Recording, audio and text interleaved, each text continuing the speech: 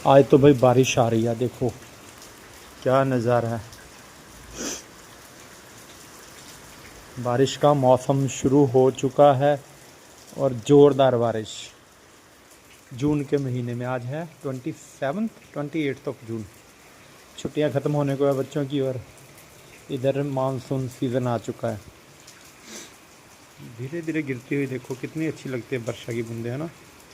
ये नेचर का भी अपना म्यूज़िक है, अपना मज़ा है ना। और एकदम हर चीज़ जो गर्मी में जल रही होती है एकदम से ठंडी हो जाती है जब बारिश आती है। अभी